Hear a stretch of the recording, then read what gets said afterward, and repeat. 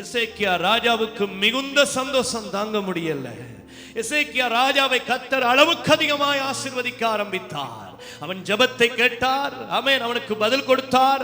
எதிரிகளிடமிருந்து தப்புவித்தார். ஐஸ்வரியத்தை கொடுத்தார். கனத்தை கொடுத்தார். சகல ஆசீர்வாதங்களை ஆண்டவர் எசேக்கியா ராஜாவுக்கு கொடுத்தார். அல்லேலூயா. எசேக்கியா ராஜா விருத்தி அடைந்து கொண்டு வந்தான். பெருக கர்த்தர் கிருபை செய்தார். ஒரு நாள் எசேக்கியா ராஜா வியாதிப்பட ஆரம்பித்தான். நம்ம எல்லாருக்கும் தெரியும். வியாதிப்பட்ட பொழுது கர்த்தர் ஏசாயா தீர்க்கதரிசியை அனுப்பி உன் வீட்டு காரியத்தை ஆயத்தப்படுத்தும், மேலதாளத்தை ஆயத்தப்படுத்தும், பந்தலை போடும், நீர் மரிக்க போகிறீர், உம்முடைய மரண சடங்குக்குரிய ஆயத்தத்தை பண்ணும் என்று சொல்லி கர்த்தர் ஏசாயா தீர்க்கதரிசியை அனுப்பினார். ஏசாயா தீர்க்கதரிசி வந்து கர்த்தருடைய வார்த்தையை எசேக்கியாவுக்கு கூறின பொழுது எசேக்கியா ராஜா தேவனுடைய பக்கமாய் சிவர்புறமாய் தன் முகத்தை திருப்பி தேவனாகிய கர்த்தரை நோக்கி, ஆண்டவரே என் விண்ணப்பத்தை கேட்டருளும், ஆண்டவரே என் கண்ணீரை கண்டருளும், உமக்காய் நான் பட்ட பிரயாசங்களை, ஆண்டவரே வெண்கல சர்ப்பத்தை உடைத்ததை, ஆலயத்தை பழுது பார்த்து பலிகள் செலுத்தினதை, பஸ்காவை கொண்டாடினதை நினைத்தருளும் என்று சொல்லி ஜெபிக்க ஆரம்பித்தான். அவன் ஜெபத்துக்கு கர்த்தர் பதில் கொடுக்கும்படியாக பாதி முற்றத்துக்கு ஏசாயா தீர்க்கதரிசி போவதற்கு முன்பதாக கர்த்தருடைய வார்த்தை மறுபடியும் ஏசாயாவுக்கு உண்டாகி, நீ மறுபடியும் போய் எசேக்கியா ராஜாவுக்கு சொல்ல வேண்டியது என்னவென்றால், உன் விண்ணப்பத்தை கேட்டேன், உன் கண்ணீரை கண்டேன் என்று கர்த்தர் சொன்னார். அல்லேலூயா. விண்ணப்பத்தை கேட்கிறவரும் கண்ணீரை காண்கிறவருமாகிய தேவன் அவனுடைய கூக்குரலின் சத்தத்தை கேட்டு அவன் ஜெபத்துக்கு பதில் கொடுத்து அவனுடைய நாட்களில் 15 வயதை கர்த்தர் கூட்டி கொடுத்தார். இது கர்த்தருடைய பெரிய கிருபை. என்றால் கர்த்தர் ஜெபத்துக்கு பதில் கொடுக்கிறவர். ஹல்லேலூயா. நம் ஆண்டவர் யாரு? ஜெபத்துக்கு பதில் கொடுக்கிறவர். என்ன கேட்க கூடாதபடி செவி மந்தமாகவும் இல்லை, ரட்சிக்க கூடாதபடி கர்த்தருடைய கரம் குறுகி போவதும் இல்லை. கர்த்தர் அவனுடைய ஜெபத்துக்கு பதில் கொடுக்கிறவராய் வந்து நின்று பாதி முற்றத்துக்கு போவதற்கு முன்பதாகவே ஒரு மனுஷன் தேவனுக்காய் காண்பித்த அன்புள்ள பிரயாசத்தை கர்த்தர் நினைத்தருளி அவன் ஜெபத்துக்கு பதில் கொடுத்து தேவன் அவனை காப்பாற்றினார். 15 வருஷ ஆயுசை கூட்டி கொடுத்தார். ஆமென். அல்லேலூயா. எசேக்கியா ராஜாவுக்கு செய்தி அனுப்பினது யாரு? சேனைகளின் கர்த்தர். அல்லேலூயா. உன் வீட்டு காரியத்தை ஆயத்தப்படுத்தும் என்று சொன்னது யாரு? சேனைகளின் கர்த்தர். நீ சாக போகிறாய் என்பதை சொன்னது யாரு? சேனைகளின் கர்த்தர். தேவனுடைய பார்வைக்கு பிரியமாய் நடந்த ராஜாவா இல்லையா? கர்த்தருடைய பார்வைக்கு பிரியமாய் நடந்தவன் செத்து போன அங்க போறான் சேனைகளின் கர்த்தரிடத்திலே. அல்லேலூயா. அல்லேலூயா. வைத்தியசாலையில சொல்லுகிறார்கள், ஐயா உங்க அம்மாவை காப்பாற்ற முடியாது, உங்க அம்மாவுக்கு ஆபரேஷன் பண்ணிட்டோம், உங்க அம்மாவுக்கு ட்ரீட்மெண்ட் பார்த்துட்டோம், அவருக்கு தேவையான பிளட்டை ஏத்திட்டோம், எங்களால முடிஞ்ச அளவுக்கு நாங்க முயற்சி பண்ணி பார்த்தோம், எங்களால் அவங்களை காப்பாற்ற முடியல. நாம் விசுவாசிக்கிறோம் சேனைகளின் கர்த்தர் ஒருவர் இருக்கிறார், அவருடைய பாதத்துக்கு நாங்க போவோம், இயேசுவை நாங்கள் ஆராதிக்கிறோம், நாங்கள் ஜெபிக்கிறோம் என்று அவரே சொல்லி இருக்கிறார். வைத்தியர் மனுஷன் தானே, மனுஷனால் கூடாதது தேவனால் கூடும் என்று சொல்லி இருக்கிறார். ஆகவே நாங்கள் அவரை விசுவாசிக்கிறோம் என்று நாம் தேவனுடைய பாதத்தில் அமர்ந்திருந்து ஜெபிக்கிறோம், காத்திருக்கிறோம். நம் விண்ணப்பத்தை கேட்கிற ஆண்டவர் நமக்கு ரட்சிப்பை கொடுத்து நம்மை சுகமாக்கி மரணத்திலிருந்து நம்மை விடுதலையாக்குகிறார். ஏண்டா நம்ம ஆண்டவர் ஜெபத்துக்கு பதில் கொடுக்கிறவர். அல்லேலூயா. அல்லேலூயா. எசேக்கியா ராஜாவுக்கு வைத்தியர் சொல்லவில்லை உன்னை காப்பாற்ற முடியாது என்று. எசேக்கியா ராஜாவுக்கு அவனை எதிரிகள் வந்து சொல்லல உன்னை கொலை செய்ய போகிறோம் என்று. எதிரிகள் கொலை செய்ய பார்த்தா நம்ம என்ன சொல்லுவோம்? ஆண்டவரே என் எதிரிகள் என்னை கொல்ல பார்க்கிறார்கள். யுத்த காலத்திலே நம்ம சொல்லுவோம், ஆண்டவரே இந்த யுத்த காலத்திலே எங்கள் தலையை மூடி எங்களை பாதுகாத்துக் கொள்ளும், ஆண்டவரே எங்களை சுற்றிலும் பலர் எங்களை அழிக்கிறார்கள், யுத்தத்திலே நாங்கள் அழிந்து விடாதபடிக்கு எங்களை காப்பாற்றும் ஆண்டவரே என்று சொல்லி கர்த்தர் நம்மை எத்தனையோ பிள்ளைகளை காப்பாற்றி இருக்கிறார், எத்தனையோ குடும்பங்களை காப்பாற்றி இருக்கிறார். ஏன் என்னையும் உன்னையும் கர்த்தர் ஆண்டவர் அந்த நாட்களிலே தலையை மூடி பாதுகாத்து இன்றைக்கு உயிரோடு கூட வைத்திருக்கிறார். அது பெரிய தேவ கிருபை. ஆனா எசேக்கியா ராஜாவுக்கு அனுப்பி செய்தி அனுப்பி சொன்னது, ஆமென், ராணுவம் அல்ல, எதிரிகளும் அல்ல, சத்துருக்களும் அல்ல, உலகத்தில் இருக்கிற வைத்தியர்களும் அல்ல. எசேக்கியா ராஜாவுக்கு செய்தி அனுப்பி சொன்னது சேனைகளின் கர்த்தர். ஹல்லேலூயா. கர்த்தருக்கு பிரியமாய் வாழ்ந்து கர்த்தருடைய பார்வைக்கு செம்மையாய் நடந்து கர்த்தரை சொந்த இரட்சகராய் ஏற்றுக்கொண்டு வாழ்நாள் முழுக்க நீங்க ஆண்டவருக்காய் ஒப்பு கொடுத்தா நீங்க எங்க போவீங்க? செத்தா சொல்லுங்க, பரலோகத்துக்கு. கர்த்தர் நமக்கு மரண நாளை நியமிக்கிறது நன்மையா தீமையா? ஹல்லேலூயா. கர்த்தர் உங்களுக்கு மரணத்துக்குரிய ஒரு நாளை நியமிச்சிருக்காரா இருந்தா நல்லதா கூடாதா? நல்லது. ஆமென். அல்லேலூயா. கர்த்தரே வந்து சொல்லிட்டா, கர்த்தரே தீர்க்கதரிசி அனுப்பி சொன்னார். எசேக்கியா ராஜா பாவம், கொஞ்சம் வாழணும்னு ஆசை, கொஞ்சம் பூமியில ஜீவிக்கணும்னு ஆசை, அவன் இன்னும் கொஞ்சத்தை பார்க்கணும்னு ஆசை. சில பேர் எப்படா இந்த பூமியில நம்ம செத்து காப்பாற்றப்படுவோம்னு தெரியுமா? நாம இன்னும் கொஞ்சம் வாழணும், இன்னும் கொஞ்சம் உயிரோடு இருக்கணும், இன்னும் கொஞ்சம் இந்த உலகத்துல பார்க்க வேண்டியதை பார்க்கணும், கேட்க வேண்டியதை கேட்கணும். இன்னொரு அசீரியர் வந்து அடுத்தது பாபிலோன் வரப்போறான், அவன்டே பார்க்கணும். ஏற்கனவே அசீரியர் கையில தப்பி நிம்மதியா இருக்கும், இப்ப செத்தாலும் பரவாயில்லைன்னு இருக்காம இன்னும் கொஞ்ச நாள்ல பாபிலோன் வரப்போறான். ஆண்டவர் எசேக்கியா ராஜாவுடைய விண்ணப்பத்துக்கு பதிலை கொடுத்தார். கர்த்தர் எசேக்கியா ராஜாவுக்கென்று ஒரு நாளை குறித்து வைத்திருந்தார் மரணத்துக்கு. ஆமென். அந்த மரண நாளை ஏசாயா தீர்க்கதரிசியை கொண்டு கர்த்தர் அறிவித்தார். ஆனா எசேக்கியா ராஜா ஜெபித்து பார்த்தான். ஜெபித்து மாற்றி போடுவோம், கர்த்தர் ஜெபத்தை கேட்கிறவர். அல்லேலூயா. இயேசு சொன்னார், நான் இப்பொழுது பிதாவை நோக்கி வேண்டிக் கொண்டாள். இயேசு கல்வாரி சிலுவைக்கு போகிற பொழுது சொன்னார், பேதுருவே உன் பட்டயத்தை உரையிலே போடு. பேதுரு இயேசுவை பிடிக்க வந்த பிரதான ஆசாரியருடைய வேலைக்காரருடைய காதை பேதுரு பட்டயத்தினாலே வெட்டி போட்டான். வெட்டி போட்ட பொழுது இயேசு அந்த காதை எடுத்து ஒட்ட வைத்துட்டு சொன்னார், பேதுருவே நான் இப்பொழுது பிதாவை நோக்கி வேண்டிக் கொண்டாள். இப்ப நான் பிரே பண்ணுவனா இருந்தால், இப்ப நான் ஜெபிப்பனா இருந்தால், தேவனாகிய கர்த்தர் 12 லேகியோனுக்கு அதிகமான தூதர்களை எருசலேமிலே இறக்குவார். ஒரு லேகியோன் உண்டா 6000. இயேசு சொன்னார் 12 லேகியோன் கிட்டத்தட்ட 72,000 தூதர்களுக்கு அதிகமானவர்கள். அவங்க வந்து எருசலேமிலே இறங்கி இருந்தா என்ன நடந்திருக்கும்? இயேசுவை வெட்ட வந்தவன், குத்த வந்தவன், கொலை செய்ய வந்தவன், இயேசுவுக்கு ஈட்டியை கொண்டு வந்தவன், ஆணியை கொண்டு வந்தவன், சிலுவையை கொண்டு வந்தவன் எல்லாரையும் சங்காரம் பண்ணி எருசலேம் முழுக்க ரத்த வெள்ளம் ஓடி இருக்கும். ஆனா இயேசு சொன்னா நான் பிரே பண்ண மாட்டேன், ஏன்னா நான் ஜெபித்தால் இவ்விதமாய் நடக்க வேண்டும் என்கிற தேவ சித்தம் எப்படி நிறைவேறும்? அல்லேலூயா. இயேசு சொன்னார், நான் அப்படி பிரே பண்ண மாட்டேன், அப்படி ஜெபிச்சா இவ்விதமாய் நடக்க போகும் என்கிற, இவ்விதமாய் நடக்க வேண்டும் என்கிற பிதாவின் சித்தம் எப்படி நிறைவேறும்? அல்லேலூயா. பிதாவின் சித்தம் என்ன? பூமிக்கு வரணும். எல்லாத்துக்கும் மேலாக கல்வாரி சிலுவையில இயேசு ஜீவனை கொடுத்து நமக்காய் ஜீவ பலியாய் கடைசி சொட்டு ரத்தம் வரைக்கும் சிந்த வேண்டும் என்பது பிதாவின் சித்தம். இயேசு சொன்னா நான் பிரே பண்ணியிருந்தா பிதாவின் சித்தத்தை மாற்றி அமைத்திருக்க முடியும். எசேக்கியா ராஜாவுக்கு மரண நாளுக்குரிய செய்தி அனுப்பப்பட்டது. ஆண்டவர் நாளை குறித்திருந்தார். ஜெபித்தார். ஜெபத்துக்கு என்ன செய்வார் ஆண்டவர்? பதில் கொடுப்பார். பிலேயாம் இடத்திலே பாலாக் ராஜா ஒரு கூட்டத்தை அனுப்புகிறான். அவனுடைய வேலைக்காரர்களை கொடுத்து கொஞ்சம் கூலியையும் கொடுத்து பிலேயாம் இடத்திலே பாலாக் ராஜா அனுப்புகிறான், நீ போய் இஸ்ரவேலர்களை சபிக்க வேண்டும். பிலேயாம், வெயிட் பண்ணுங்க, இந்த ராத்திரியில கர்த்தர் என்னோடு கூட பேசுகிறதை நான் செய்வேன். போனான் தேவ சமூகத்துக்கு. கர்த்தர் சொன்னார், நீ அவங்க கூலியை வாங்கக்கூடாது, அவங்களோட கூட போகையும் கூடாது என்ற இஷ்டவேலை ஆசீர்வதிக்கிறதே கர்த்தருக்கு பிரியம்.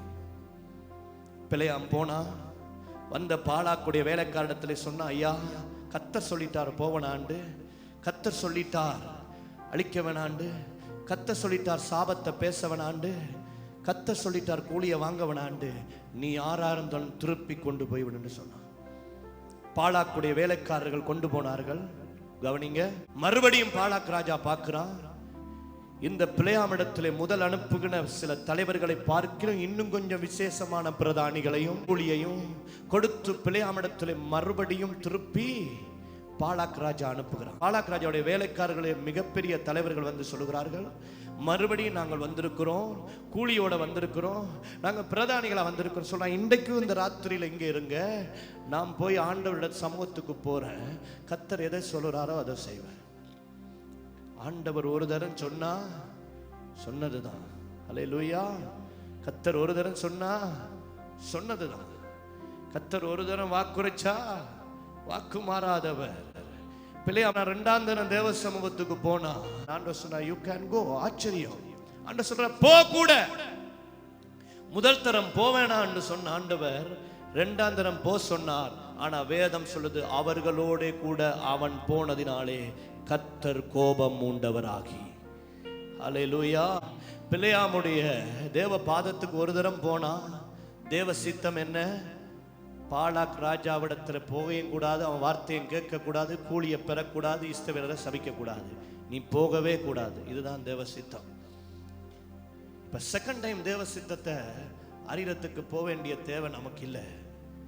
அநேக நேரத்தில் நம்முடைய பிழையான ஜெபங்கள் தேவனுடைய சித்தத்தை மாற்றி போடுகிறது. ஆண்டவரே, என் விருப்பம் அல்ல, என் ஆசை அல்ல, உம்முடைய சித்தம் பரலோகத்தில் செய்யப்படுகிறது போல பூலோகத்திலும் செய்யப்படுவதாக.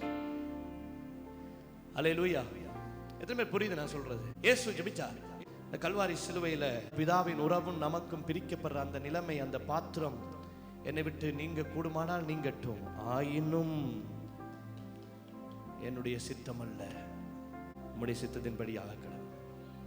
கெஸ்தமனை பிரேயரை விட நமக்கு ஒரு நல்ல ஜெபம் இந்த உலகத்துல இல்லை. சில நேரத்தில் பிழையான ஜெபங்கள் தேவனுடைய சித்தத்திலிருந்து நம்மை பின்வாங்க பண்ணுகிறது. இயேசு அப்படி ஜெபிச்சிருந்தா தேவ சித்தம் நிறைவேறி இருக்காது. அல்லேலூயா. பிழையாம் ஒரு தரம் போனவன ஆண்டவர் சித்தத்தை சொல்லிட்டார். இரண்டாம் தரம் பெற்றது தேவ சித்தம் அல்ல. வேதம் சொல்லுது, கர்த்தர் போக சொன்னார். அவன் மறுபடியும் தேவன் சமூகத்தில் இரண்டாம் தரம் வந்ததால அவன் எதிர்பார்ப்பு கர்த்தர் போக சொல்லுவாரோ, கொஞ்சம் பெரியாக்கள் வந்திருக்காங்க, கொஞ்சம் காசை கூட கொண்டு வந்தாங்க, முதல் வந்ததை பார்க்கிலும் பெரிய பிரதானிகள் வந்திருக்கிறாங்க, ஆகவே எங்க கர்த்தர் போக சொல்லுவாரோன்னு பார்க்க மறுபடியும் போன அவன் என்ன சொல்லியிருக்கணும்? இரண்டாந்தரம் வரும் பொழுது கர்த்தர் ஏற்கனவே சொன்னதுதான் ஐயா, மறுபடியும் நான் தேவ சமூகத்துக்கு போகவும் மாட்டேன், தேவ பாதத்தில் இதை குறித்து கேட்கவும் மாட்டேன். கர்த்தர் ஒரு தரம் சொன்னால் சொன்னதே என்று அவர் வாக்கு மாறாதவர், இருக்கிறவராகவே இருக்கிறவர். மறுபடியும் நான் தேவ சமூகத்துக்கு போமாட்டேன் என்று பிழையாம் சொல்லியிருந்தா கர்த்தர் பிழையாமை குறித்து வேதம் நல்ல சாட்சியை கொடுத்திருக்கும். பிழையாம் சொன்னான், நோ, இரண்டாம் தரம் போனா தேவ சமூகத்துக்கு போனா சொன்ன, யூ கேன் கோ, நீ போகலாம், நீ போகலாம். போறது தேவ சித்தமா? ஏன் கர்த்தர் உருவின பட்டயத்தோடு நின்றார்? ஏன் கர்த்தர் போற வாசலெல்லாம் அடைச்சு போட்டார்? ஏன் கர்த்தர் கழுதையின் வாயை திறந்தார்? வேதம் சொல்லுகிறது, அவன் போகிறதினாலே கர்த்தர் கோபம் மூண்டவராகி. போ சொன்னது யாரு? கர்த்தர். கோபம் மூண்டது ஏன்? தேவ சித்தம் இல்லை. நம்ம கேட்கிற எல்லாமே தேவ சித்தம் இல்லை. நம்ம கேட்கிறது எல்லாமே தேவ சித்தம் நினைக்க கூடாது. ஆண்டவரே, உன் விருப்பம் தான் என் விருப்பம், உங்க ஆசை தான் என் ஆசை, உமக்கு பிரியம் தான் எனக்கு பிரியம். ஆண்டவரே, உங்க விருப்பத்தை எனக்கு விருப்பமா மாற்றுங்க, உங்க இதய துடிப்பை எனக்கு அறிய கிருபை செய்யுங்க. எனக்கு நான் ஆசைப்படுறதை பார்க்கலாம் என் தேவன் எனக்கு நலமானதை செய்வார். பிழையாமை கர்த்தர் அனுப்பினார் என்பதற்காக கர்த்தர் தேவ சித்தத்தின் வேதம் சொல்றது, போகிறபடினால், அழகா தெளிவா வார்த்தை இருக்கு, அவன் போகிறபடினால் கர்த்தர் கோபம் உண்டவராகி. அல்லேலூயா. எசேக்கியா ராஜாவுக்கு என்று கர்த்தர் ஒரு நேரத்தை, காலத்தை குறிச்சிருந்தா, இப்ப சொல்லுங்க, அந்த நேரத்துல கர்த்தரே சொல்லியிருந்தா நம்ம மரிச்சி நானோ பரலோகத்திலே நாளும் பாடல் பாடிடுவேன், என்னில் வாழும் இயேசுவோடு நான் என்றும் வாழுவேன். அல்லேலூயா. சேனைகளின் கர்த்தர் என் ஜீவனை எடுக்கிறாரா? இங்க கண்ணை மூடுனா இங்க படுத்தா நான் அங்க எழும்ப போறேன் அவரோடு கூட. அல்லேலூயா. சொல்லுங்க, ஆண்டவர் எனக்கென்று மரண நாளை குறிச்சிருக்கிறாரா? அந்த மரண நாளிலே நான் மரிக்கிற பொழுது, இங்கே என் கண் மூடுகிற பொழுது, அவருக்கு முன்பதாய் நான் கண் திறந்தவராய் அந்த மகிமை உள்ள தேவனை தரிசிக்கிறவனாய் நான் நிப்பேன். எனக்கு ஒரு மரண நாளை ஆயத்தப்படுத்தி இருந்தால் என் ஆசை அல்ல இந்த பூமியிலே வாழ்ந்து நம்ம என்னத்தை செய்ய போறோம்? ஏன்னா தேவ சித்தம் எதுவோ அது என் வாழ்க்கையிலே நடக்கட்டும். ஒருவேளை வைத்தியர் சொல்லலாம், எதிரி சொல்லலாம், நீ சாக போற, அப்ப சொல்லு, சேனைகளுக்கு கர்த்தர் சமூகத்தில் போய், ஆண்டவரே என்னை காப்பாற்றுவார். கர்த்தரே சொல்லியிருந்தா கர்த்தர் நலமானபடி செய்வாராக. தேவ சித்தம் என் வாழ்க்கையிலே நடப்பதாக. எசேக்கியா ராஜா போய் கேட்டான், கர்த்தரும் கொடுத்தார். என்ன நடந்தது? ஹல்லேலூயா. என்ன நடந்தது? எசேக்கியா ராஜாவுக்கு 15 வருஷம் கர்த்தர் கூட்டி கொடுத்தார், உண்மைதான். எசேக்கியா ராஜா வியாதிப்பட்ட பொழுது, அவன் வியாதியாய் இருக்கிறான் என்ற செய்தியை அசீரியர்கள் அளிக்கப்பட்ட பொழுது, பாபிலோன் தேசத்தில் இருந்து பாபிலோனின் ராஜாக்களுடைய பிரதானிகள் எசேக்கியா ராஜாவை பார்த்து விசாரிக்கும்படிக்கு எசேக்கியா ராஜாவிடத்திலே வந்தார்கள்.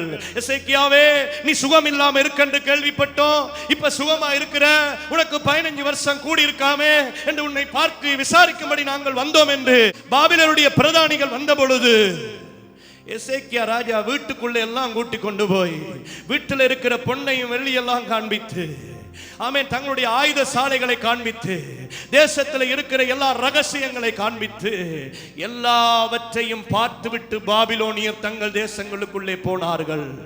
அன்றைக்கு ஏசாயா தீர்க்கதரிசி வந்து சொன்னான், எசேக்கியா ராஜாவே, பாபிலோனியர்கள் உன்னிடத்திலே வந்தார்கள் அல்லவா, பாபிலோனியர்கள் உன்னை விசாரிக்கும்படி வந்தார்கள் அல்லவா, அவர்களுக்கு நீ என்னத்தை காண்பித்தாய்? எசேக்கியா ராஜா சொன்னான், அவர்களுக்கு நான் காண்பிக்காத பொருட்களே இல்ல, எல்லாவற்றையும் காண்பித்தேன். ஏசாயா தீர்க்கதரிசி சொன்னான், எதை எல்லாம் அவர்கள் பார்த்தார்களோ அதை எல்லாம் அவர்கள் சிறைப்பிடித்துக் கொண்டு தங்களுடைய தேசத்துக்கு கொண்டு போவார்கள். உன் பிள்ளைகளை அடிமைகளாய் கொண்டு போவார்கள், உன் தேசத்தை அடிமைகளாய் கொண்டு போவார்கள். நீ கர்த்தருக்கு பிரியமாய் வாழ்ந்தது உண்மைதான், விக்கிர தோப்புகள் அழிச்சது உண்மைதான். கர்த்தர் சாக சொன்ன நேரமே செத்து போயிருந்தால் கர்த்தருக்கு பிரியமாய் நடந்து மரித்திருப்பாய். மிகுதியாய் 15 வருடத்தை கூட்டி கொடுக்க செய்து பாபிலோனியர்களுக்கு உன்னுடைய காரியங்கள் எல்லாம் காண்பித்து உன் தேசத்தை பாபிலோனியருக்கு சிறைப்பிடிக்க செய்தாயே. ஹல்லேலூயா. உடனே எசேக்கியா ராஜா சொல்றான், ஆமென், அல்லேலூயா, பாபிலோனியர்கள் சிறைப்பிடித்துக் கொண்டு போனா பரவாயில்ல, எங்காலத்துல சமாதானமும் உண்மையும் இருந்தால் போதும். எசேக்கியா ராஜாவுக்குள்ள இருந்த முக்கியமான ஒரு குணாதிசயம், மரண நாளுக்கு பிறகு சுயநலவாதியாய் மாற ஆரம்பித்தான். எத்தனை பேருக்கு புரியுது நான் சொல்றது? ஆமென். அசீரியருடைய கைக்கு கர்த்தர் தப்புவித்தாரா இல்லையா? தப்புவித்தார். 1,85,000 பேரை தூதன் வந்து வெட்டி போட்டானா இல்லையா? வெட்டி போட்டான். ஆமென். எசேக்கியா ராஜாவுக்கு கர்த்தர் மரண நாளை நியமிச்சாரா இல்லையா? நியமிச்சார். செத்து போயிருந்தா எங்க போயிருப்பான்? பரலோகத்துக்கு போயிருப்பான். ஆமென். கர்த்தருக்கு செம்மையானபடி நடந்தது நிமித்தம் அவன் பரலோகத்துக்கு போயிருப்பான்னு நம்ம விசுவாசிக்கிறோம். ஹல்லேலூயா. இப்ப அவன் உயிரோடு இருக்கிறதுனால அவன் பார்க்க வந்த பாபிலோனியருக்கு தேசத்தில் இருக்கிற ரகசியங்களையும் ஆயுத சாலைகளையும் பொன்னையும் வெள்ளியையும் தனக்குண்டான எல்லாவற்றையும் காண்பித்தபடினாலே பாபிலோனியர்கள் தங்கள் தேசத்துக்கு எல்லாவற்றையும் சிறைப்பிடித்துக் கொண்டு போகிற செய்தியை ஏசாயா தீர்க்கதரிசி சொன்ன பொழுது எசேக்கியா ராஜா சொல்றான், எனக்கு பின்னுக்கு என்ன நடந்தாலும் பரவாயில்லை, என் காலத்துல சமாதானமும் உண்மையும் இருக்குமே. சுயநலவாதிகளாய் நாம் மாற்றப்படுகிறோம் அநேக நேரத்தில். எனக்கு பிறகு என்ன நடந்தா என்ன, என் பிள்ளைகளுக்கு என்ன நடந்தா என்ன, சபையை அடுத்த ஜெனரேஷனுக்கு என்ன நடந்தா என்ன, அம்மா எங்கேயோ யாருக்கு என்ன நடந்தா எனக்கு என்ன, என் காரியம் நலமா இருந்தால் போதுமே. ஹல்லேலூயா. ஆண்டவர் பேதுருவை பார்த்து இயேசு சொன்னார், பேதுருவே, நீ இளவயதா இருக்கும் பொழுது உன் அறையை நீயே கட்டி கொண்டிருப்பாய், உனக்கு வயசு போகிற பொழுது உனக்கு இன்னொருத்தன் அறையை கட்டிவிட்டு உனக்கு உன்னதமானத இடத்துக்கு கொண்டு போவான். நீ இளவயதா இருக்கும் பொழுது அறையை கட்டி நீயே உடுப்ப போடுற, ஆனா ஒரு காலம் வரும் உன் அறையை இன்னொருத்தன் கட்டிவிட்டு ஆமென் உனக்கு இஷ்டமில்லாத இடத்துக்கு உன்னை கொண்டு போவான். ஏன் இயேசு சொன்னார், இவ்விதமாய் உன்னுடைய மரணத்தினாலே கர்த்தர் மகிமைப்பட போகிறார். ஹல்லேலூயா. உடனே பேதுரு கேட்கிறான், ஆண்டவரே, பக்கத்துல இருக்க யோவானை பார்த்து, இவன் காரியம் எப்படி ஆகும்? கர்த்தர் உன் மரணத்தை குறித்து பேசினா அவன் பக்கத்துல இருக்கிறவனை பார்த்து கேட்கிறான், இவன் காரியம் எப்படி ஆகும்? நம்மளுக்கு உரியதை கர்த்தர் நமக்கு பார்த்துக் கொள்ளுவார், அடுத்தவங்க அவனுக்குரியதை அவன் கர்த்தர் பார்த்துக் கொள்ளட்டும். உன் மரணத்தை குறித்து கர்த்தர் பேசுறார், பக்கத்துல இருக்க சீசனை பார்த்து சொல்ற, அப்ப இவனுக்கு அடுத்தவன் காரியம் உனக்கு என்னத்துக்கு? கர்த்தர் உனக்குரியதை உனக்காய் சரியாய் செய்வாரா இருந்தால் அவனுக்குரியதை அவனுக்கு கர்த்தர் பார்த்துக் கொள்வார். உன் மரணத்தை பற்றி பேசிட்டார், நீ சாக போறன்றதை பேசிட்டார், அடுத்தவனுக்கு என்ன ஆகும்? சுயநலவாதிகளுடைய இருதயம் நமக்கு இருக்க கூடாது. எசேக்கியா ராஜா சொல்றான், எனக்கு பின்னுக்கு என்ன நடந்தா என்ன, என் காலத்துல சமாதானம் உண்மை இருந்தா போதும். உனக்கு பின்னுக்கு இருக்கிற தேவ ஜனங்கள் அழிக்கப்பட போகிறார்களே, உனக்கு பின்னுக்கு இருக்கிற யூதேயா சிறைப்பிடிக்கப்பட போகிறதே, பாபிலோனுக்கு கொண்டு போகப்பட போகிறார்களே, அங்கே கொண்டு போய் உன் பிள்ளைகளை கூட சிறைப்பிடிப்பாங்களே, என் காலத்துல உண்மையும் சமாதானம் இருந்தா போதும். சாக சொல்ற நேரமே செத்திருந்தா எசேக்கியா ராஜா இந்த சுயநலவாதியாய் மாறி இருக்க மாட்டான். அவனுக்கு பிறகு சுயநலம் வர ஆரம்பித்தது. எருசலேமிலிருந்து எரிகோ போகிற பொழுது கள்ளர் கையிலே அவன் அகப்பட்ட பொழுது நமக்கு தெரியும், ஒரு மனுஷன் எருசலேமிலிருந்து எரிகோ போகிற பொழுது கள்ளர் கையிலே அகப்பட்டான்.